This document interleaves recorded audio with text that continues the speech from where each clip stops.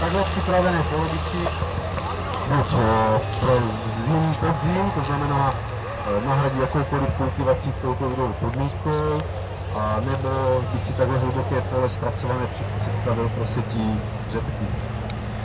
Samozřejmě mezi první a druhou podmínkou chceme, nebo doporučujeme, aby byl aplikován Roundup, aby byl vlastně přerušen zelený most, inženýr Navrátil tady o tom hovořil. A při dnešní ceně Roundupu a výkonnosti prostřikovačů jsem přesvědčen,